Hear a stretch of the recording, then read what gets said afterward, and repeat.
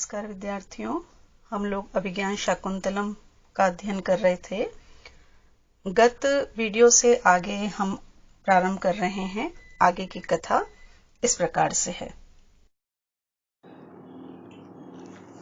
राजा स्वगतम अयम च एवमाह, और ये इस तरह से कह रहा है, ममापि काश्यप सुताम अनुस्मृत्य मृगया विक्लवम चेतः, और मेरा भी काश्यप की पुत्री को याद करके जो मेरा मन है वो मृगया से, शिकार से व्याकुल हो रहा है, शिकार के प्रति उत्सुक नहीं हो रहा है, कि मेरा भी मन नहीं कर रहा है कि मैं शिकार करूं, क्योंकि मुझे काश्यप की पुत्री, कण्व को ही का ही नाम है काश्यप, तो काश्यप की पुत्री शकुंतला का स्मरण हो रहा है, तो मेरा मन भी शिकार की तरफ उत्सुक नहीं हो रहा है।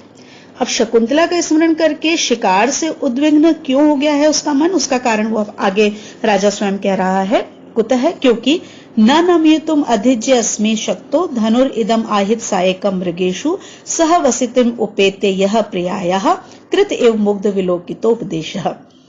अधिज्यम जिसके ऊपर ज्या, जिसके ऊपर प्रत्यंचा चढ़ी हुई है, आहित सायकम और बाण जिसके ऊपर लगा हुआ है, इदम धनु ऐसा यह धनुष, मृगेषु हिरणों पर, नमयितुम चलाने के लिए, न शक्तः अस्मि मैं समर्थ नहीं हो पा रहा हूं। यही क्योंकि जिन्होंने प्रियाया सह वसतिम उपेत्य, प्रिया के सहवास को प्राप्त करके, प्रिया के साथ को प्राप्त करके, साथ रहते हुए मुग्ध विलोकित उपदेशः कृतः एव, मानो मुग्धता पूर्वक, प्रेम पूर्वक, मधुरता पूर्वक देखने की शिक्षा मानो प्रदान की हो। तो राजा यहां पर क्या कह रहा है कि वो ये कह रहा है कि मैं भी शिकार के प्रति उत्सुक नहीं हो पा रहा हूं, क्योंकि जब मैं अपना ये जो मेरा जो धनुष है जो बिल्कुल तैयार है, जिसके ऊपर प्रत्यंचा चढ़ी हुई है, प्रत्यंचा किसको कहते हैं, धनुष के ऊपर जो डोरी बंधी होती है जिससे खींच करके धनुष चलाया जाता है उसको प्रत्यंचा कहा जाता है। तो प्रत्यंचा चढ़ी हुई है, बाण भी बिल्कुल तैयार है, बिल्कुल तैयार अवस्था में भी जो मेरा ये धनुष है वो मैं हिरणों के ऊपर नहीं चला पा रहा हूं। क्यों? क्योंकि मुझे ऐसा लगता है कि शकुंतला जो मधुरता पूर्वक देखती है वो उसने किससे सीखा है, इन हिरणों के साथ में रह करके ही उसने इस माधुर्य से युक्त देखने की क्रिया को सीखा है।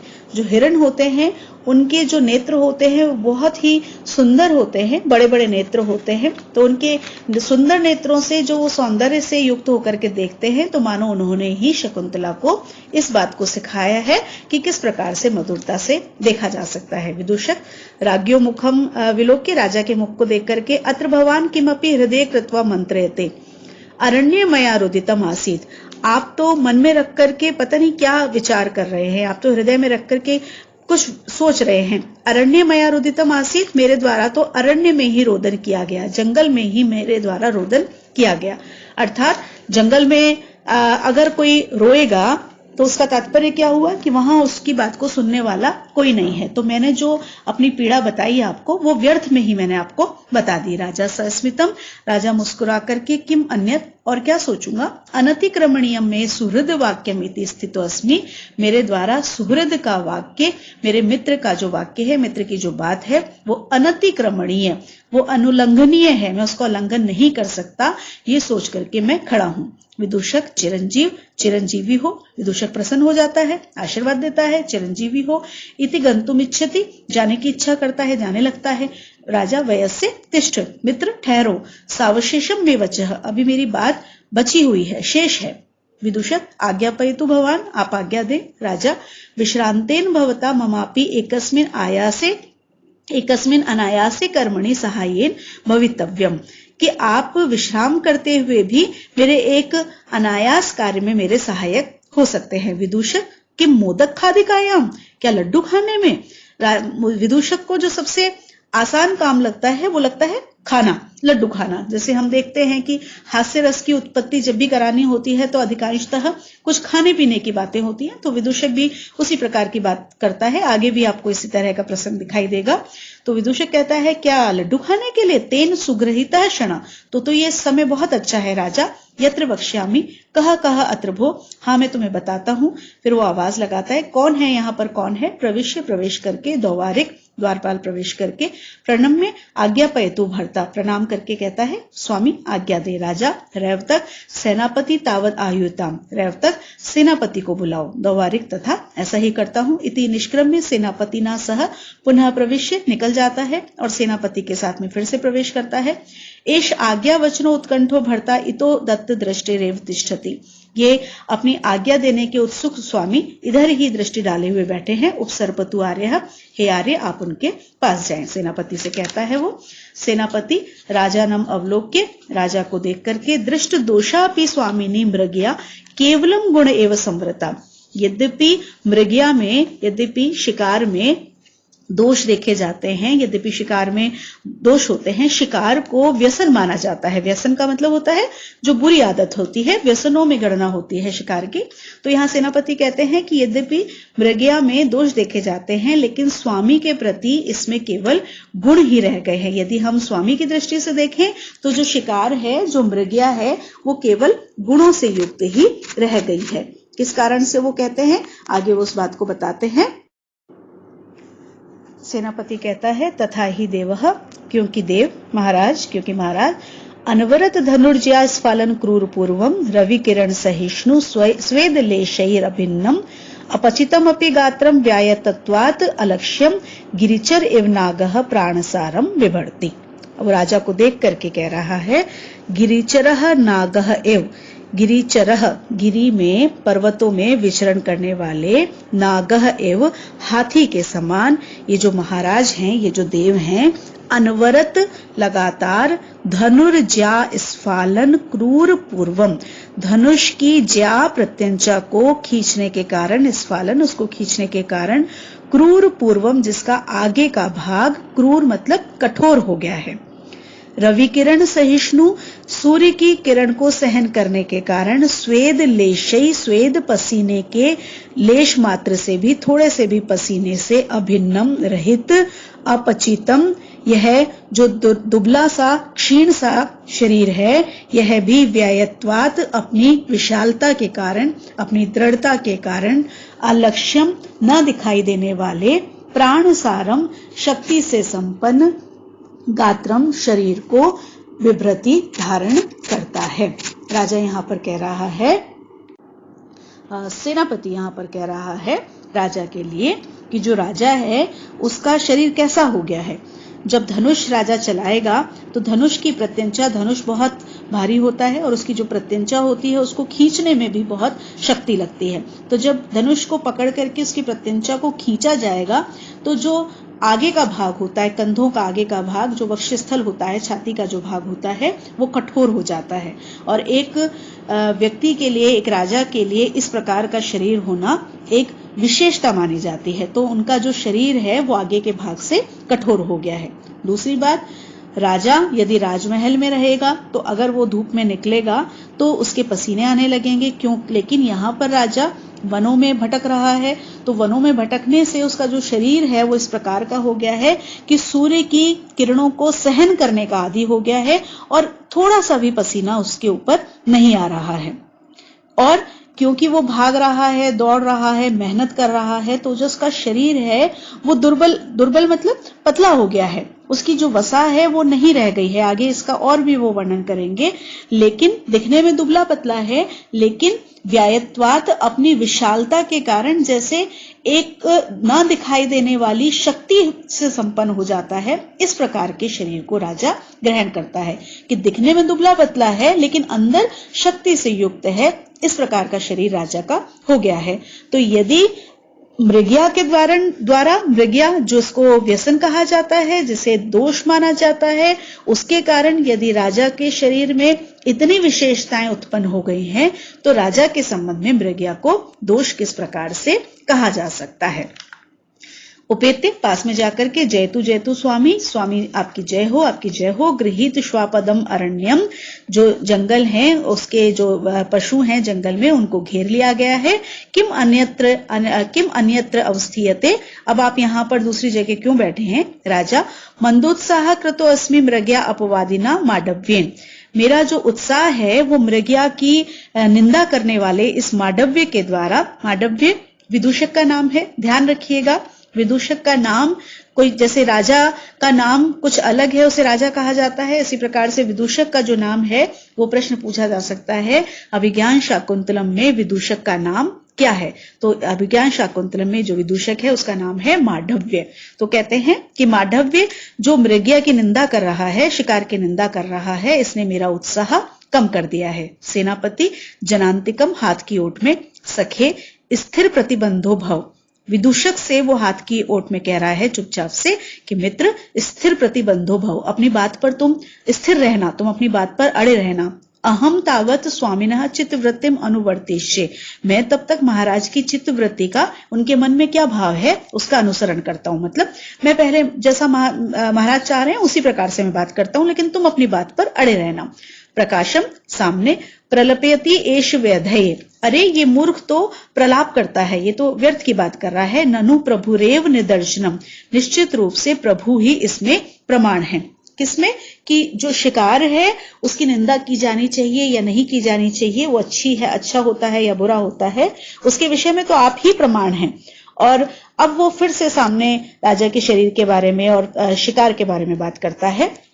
देखिए यहां पर एक बात और पता लगती है कि सेनापति भी इस बात से दुखी है कि राजा शिकार कर रहा है। सभी लोग जो राजा के साथ चल रहे हैं उन्हें इस बात से प्रसन्नता नहीं है कि राजा जंगल में जाकर के शिकार कर रहा है। सभी परेशान हैं, लेकिन राजा से कोई कह नहीं सकता है। इसलिए वो विदूषक से कहता है कि तुम अपनी बात पर डटे रहना, मैं तब तक राजा के मन को देख करके आता हूं, जांच करके आता हूं कि वास्तव में वो क्या चाहते हैं। तो आगे वो बता रहे हैं उनके लिए कि निश्चित रूप से आप ही इसमें प्रमाण है। मेदच्छेद कृशोदरम लघु भवति उत्थान योग्यम वपुः सत्वानाम अपि लक्ष्यते विकृति मत्त चित्तम भ्रये क्रोधयो उत्कर्षः स च धन्वीनाम यद ईश्वः सिद्ध्यन्ति लक्ष्ये चले मिथ्या एव व्यसनम वदन्ति मृगया इद्रग विनोदः कुतः। सेनापति कहता है वपुः शरीर, मेदच्छेद कृश उदरम, मेदच्छेद, मेद वसा जिसकी, छेद मतलब कट गई है, खत्म हो गई है, घट गई है। कृश उदरम जिसका पेट पतला हो गया है, लघु हल्का, उत्थान योग्यम उत्थान के योग्य, उन्नति के योग्य हो गया है। जिसका शरीर कैसा हो जाता है इससे? मेद, इसकी जो चर्बी, इससे जो चर्बी है वो कट जाती है, पेट पतला हो जाता है, शरीर हल्का हो जाता है और उन्नति के योग्य हो जाता है। शिकार के विषय में बात चल रही है यहाँ पे। सत्वानाम, प्राणियों का मतलब यहाँ पर है जीव जंतु, जो वन के जो जीव जंतु हैं, पशु पक्षी, जिनका पीछा किया जाता है, जिनका शिकार किया जाता है, उनके भय क्रोधयो, उनके भय और क्रोध में, डर और गुस्से में, विकृति मत चित्तमपि बिगड़े हुए चित्त को भी लक्ष्यते देखा जा सकता है। सच धन्वीनाम उत्कर्षः, और वह तो धनुर्धारियों का उत्कर्ष ही होता है। यत चले लक्ष्य, जब चंचल लक्ष्य पर, चलते हुए लक्ष्य पर, ईश्वः सिद्ध्यन्ति, वो अपने बाणों को सिद्ध करते हैं, साधते हैं। मृग्याम मिथ्या एव व्यसनम वदन्ति, मृग्या को, शिकार को व्यर्थ में ही व्यसन कहा जाता है। इद्रग विनोदः कुतः, इस प्रकार का विनोद, इस प्रकार का मनोरंजन कहां पर होता है। शिकार में क्या क्या विशेषताएं हैं वो सेनापति ने यहां पर इस श्लोक में बताई हैं। सबसे पहले उन्होंने बताई कि शिकार करने वाला जो व्यक्ति है उसका शरीर कैसा हो जाता है। तो शिकार करने के लिए एक जगह बैठकर के शिकार नहीं हो सकता है, दौड़ना पड़ता है, भागना पड़ता है। तो उससे जब हम शरीर का व्यायाम होगा तो जो शरीर की चर्बी है वो कट जाएगी, पेट पतला हो जाएगा। शरीर जब हल्का हो जाएगा तो मनुष्य ज्यादा कर्म कर सकता है और ज्यादा कर्म करने से उसकी उन्नति हो सकती है। दूसरी बात कि जो पशु पक्षी हैं, अगर आप दूर से उनको देखते रहेंगे तो आपको नहीं पता लगेगा कि कब वो भय खाते हैं, कब उन्हें क्रोध आता है। लेकिन जब आप उनके पीछे भागेंगे, उनका शिकार करने के लिए जाएंगे, तो आपको पता लग जाएगा कि भय में उनकी क्या स्थिति होती है, क्रोध में वे क्या करते हैं। तो इन सब चीजों को आप स्पष्ट रूप से देख सकते हैं। फिर उन्होंने अगली बात क्या कही कि धनुर्धारियों का उत्कर्ष कब होता है, सबसे अधिक उनकी जो निपुणता होती है वो कब देखी जाती है, जब वो चलते हुए लक्ष्य के ऊपर सिद्ध करते हैं, अपने बाणों को साधते हैं।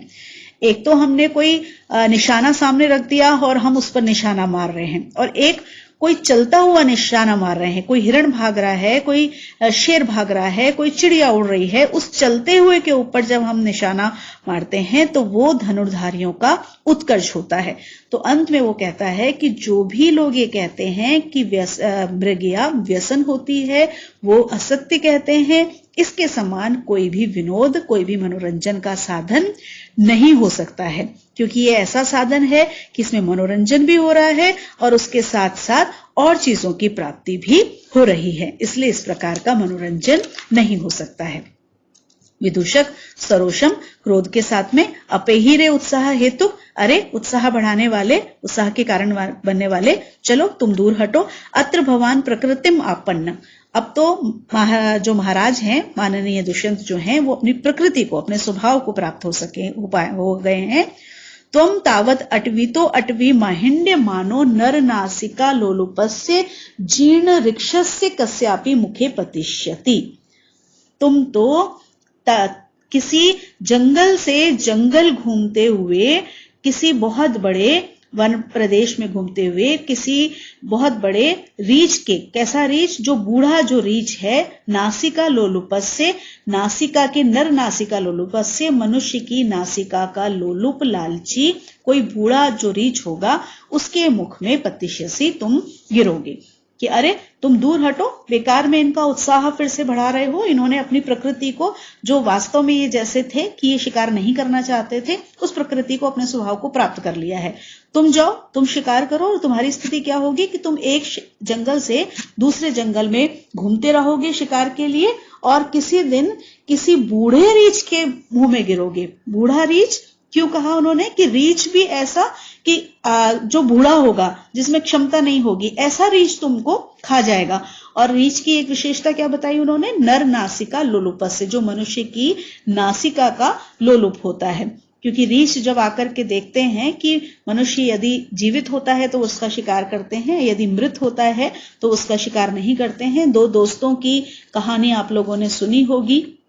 आपको ध्यान होगा कि दो दोस्त जंगल में जा रहे थे और अचानक से एक रीछ सामने आ गया। एक दोस्त को पेड़ पर चढ़ना आता था, वो दौड़ करके पेड़ के ऊपर चढ़ गया, लेकिन दूसरा दोस्त उसको आवाज लगाता रहा कि मुझे पेड़ पर चढ़ना नहीं आता, मैं क्या करूं। लेकिन जिसको चढ़ना आता था वो चढ़ करके बैठ गया, दूसरा डर करके वहीं पर लेट गया और डर के मारे उसने अपनी सांसों को रोक लिया। रीछ आया और रीछ ने आकर के उसकी नाक के पास में आकर के, उसके मुंह के पास में आकर उसकी नासिका को सूंघा। उसे लगा, उसने अपनी सांसों को रोक लिया था, तो उसे लगा कि ये तो मृत है, और वो उसे छोड़ करके चला गया। जब रीछ वहां से चला गया, पेड़ पर बैठा हुआ जो मित्र था वो नीचे उतरा और उसने अपने मित्र से पूछा कि ये रीछ क्या कर रहा था, क्या कह रहा था तुम्हारे कान में आकर के। तो उसने उसको कहा कि उसने ये कहा कि जो मित्र वफादार नहीं होते उनके साथ में मित्रता नहीं रखनी चाहिए। लेकिन वास्तव में वहां पर क्या था कि उसने ये देखा कि ये जीवित है या मृत है, और जब उसने अपनी श्वास को रोक रखा था उसने समझा कि ये मृत है और वो उसको छोड़ करके चला गया। तो ये कहानी आप लोगों ने बचपन में सभी लोगों ने सुनी होगी। तो उसी तरह से विदूषक ने भी उसको एक तरह से, जैसे किसी को चिढ़ाते हैं, उसी तरह से चिढ़ाया है कि तुम किसी बूढ़े रीछ के मुंह में गिर जाओगे, कोई बूढ़ा रीछ तुमको खा जाएगा, तुम महाराज को मत परेशान करो, तुम ही जाओ और शिकार करो।